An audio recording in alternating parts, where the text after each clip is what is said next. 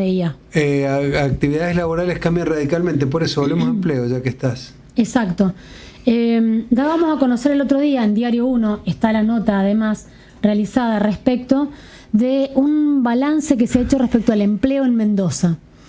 Hay un análisis de el Centro de Estudios CEPA que plantea cómo ha crecido en Mendoza el empleo privado en el último año, y a su vez también con un estudio del CEM, del Consejo Empresario de Mendoza, cómo ha decrecido el empleo estatal. Uno de los desafíos que este gobierno fundamentalmente ha planteado en varias oportunidades y que estamos advirtiendo desde hace un tiempo. Por eso vamos a hablar con Emilce Vega, Vega Espinosa, que ella es subsecretaria de Empleo y Capacitación de la provincia de Mendoza. Emilce, ¿cómo va? Buen día. Hola, muy buenos días, ¿cómo están? ¿Cuáles son los datos básicos de esto que estaba yo adelantando, Emilce, respecto al tema de la generación de empleo? Bueno, como bien decís vos, en la nota que ha publicado Diario 1 lo que se hace es énfasis en los indicadores positivos que tiene Mendoza en la serie 2023-2025, donde Mendoza se ubica dentro de un grupo selecto de varias provincias, son 5, que vienen mostrando un índice de crecimiento en cuanto a los puestos laborales. Esto tiene que ver con algunas cuestiones que venimos nosotros monitoreando, como es la continuidad de la obra pública en Mendoza, tanto provincial como nacional, con fondos propios, el apalancamiento de las herramientas para la mejora de la inserción laboral, como son los programas enlace y enlazados, y por otro lado que hay un sector empresarial que, aún en una situación de crisis, apuesta a generar puestos de trabajo genuinos. A ver, el informe plantea, por un lado, que ha crecido el empleo privado.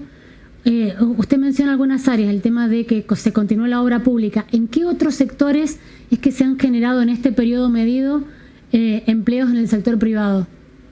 Y tenés la industria, en general, una de ellas es la industria de la construcción. Después tenés mucho crecimiento en la economía del conocimiento. La economía del conocimiento es un sector que genera puestos de trabajo en blanco, con altos salarios, pero que requiere una formación permanente, entonces requiere que aquellos trabajadores estén de manera permanente mejorando su empleabilidad, es decir, generando nuevas herramientas.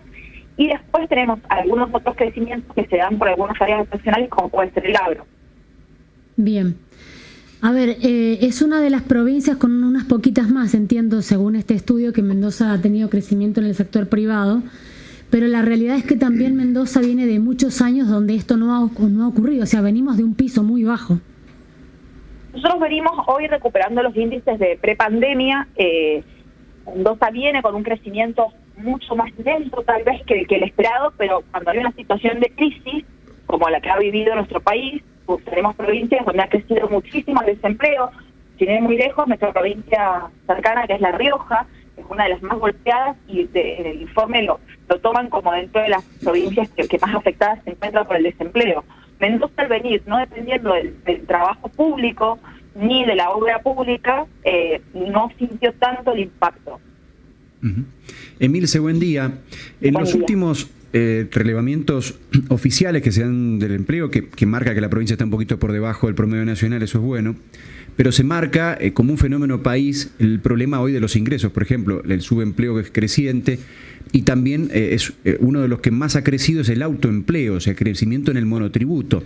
De esos fenómenos, ¿qué se ve en este incremento del empleo privado que ustedes tienen? Nosotros, uno de los incrementos que se nota es el de los monotributistas, y también aparece el de la trabajadora de casa particular, que sí está registrado, hay una forma de registrarla específica, las trabajadoras de casas particulares, ese incremento también se empieza a notar. También hay que tener en cuenta que hay sectores que tienen salarios que están atados a lo que se establece en el convenio colectivo de trabajo, y que también está muy pisado, esto hay que ser realista, el salario a nivel nacional. El mínimo vital móvil a nivel nacional hoy está en 316.000 pesos, que es el piso. De ahí hacia arriba empiezan a haber paritarias, y después tenés sectores que se disparan y se generan aumentos muy amplios, como puede ser el caso de bancarios, que está cerrando su paritaria hace una semana pasada, creo que cerró. A ver, ¿Emilce está en línea? Hola, sí. Pensé que se había cortado. Pensamos que se había Pensé que se había cortado porque se quedó todo como cortado. Sí. Sí. Y respecto al estudio del CEM, del Consejo Empresario de Mendoza, marca, en la evaluación que hace de las finanzas provinciales, también marca que el empleo público en Mendoza se ha reducido en el 2024. ¿Esto cómo ha sido? Porque no se han generado nuevas altas a partir de gente que se ha jubilado, no se han renovado contratos. ¿Cuál ha sido la dinámica de eso, Emilce?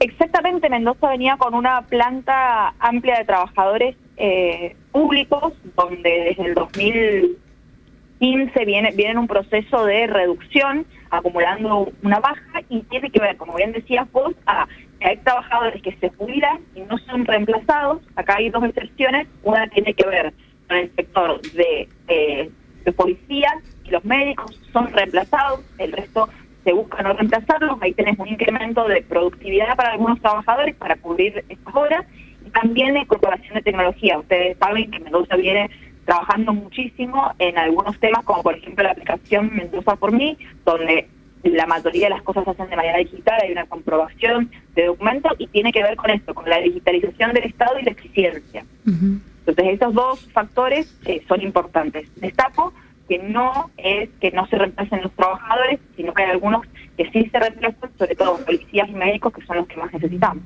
Claro, y en términos absolutos, los que deja de emplear el gobierno, ¿han pasado a la estadística privada? ¿Cómo están esos números? No, la mayoría de los que deja de emplear el gobierno, las bajas que se dan tienen que ver con los procesos de jubilación.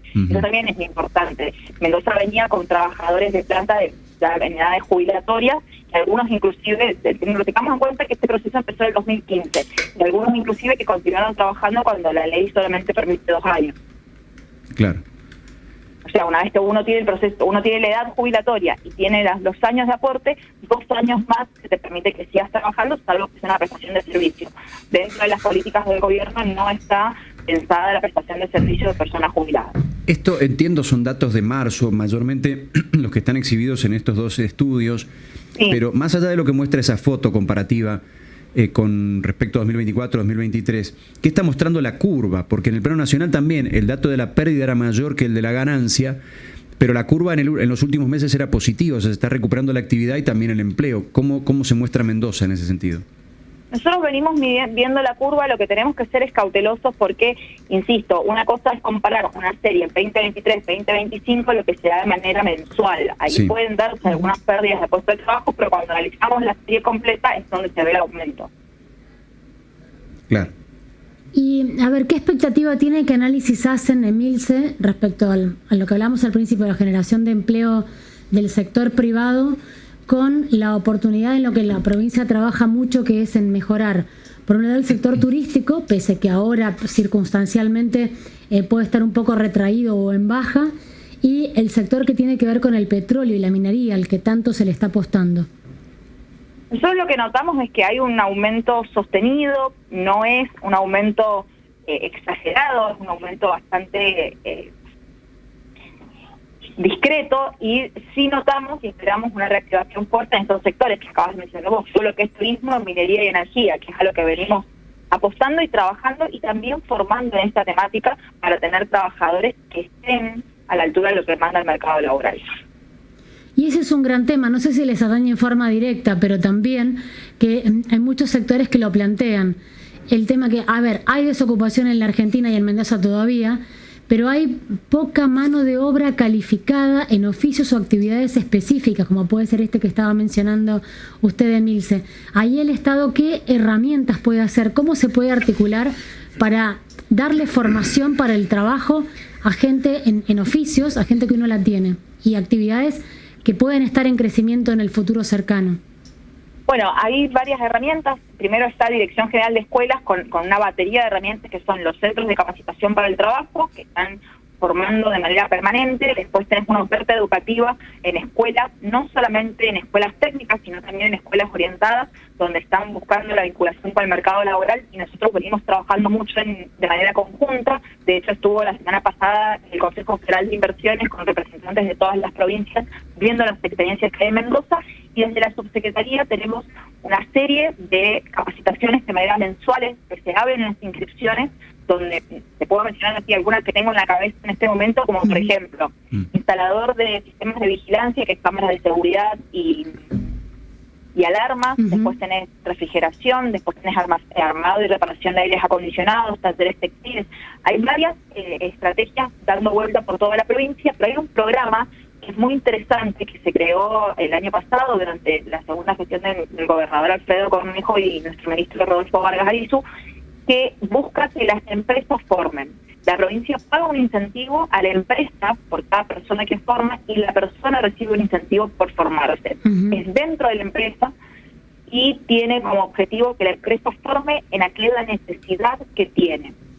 Es decir, no sé, nosotros necesitamos un soldador, bueno, por ejemplo, tenemos el caso de la empresa Tartaroli en el sur que está formando soldadores y que de esos soldadores, el proceso de formación lo hicimos durante el 2024, hay 5 personas que están en relación laboral formal de esas 35 que eran, y después hoy está iniciando durante el mes de junio, a principios de junio, inició una segunda etapa, y eso también está vinculado con cuáles son sus necesidades de formación. Muchas veces hay formaciones que no son demandadas por el mercado laboral y que generan en los trabajadores una frustración. Claro. Lo que nosotros buscamos es la conversación permanente, la escucha permanente del sector privado para ver cuáles son sus necesidades y en función de ello formar. Esto es clave porque si no generamos un mal uso de la herramienta. Tal cual. Emilce, muchas gracias por la charla. No, por favor, gracias a ustedes. Estábamos charlando con Emilce Espinosa, la subsecretaria de Empleo y Capacitación,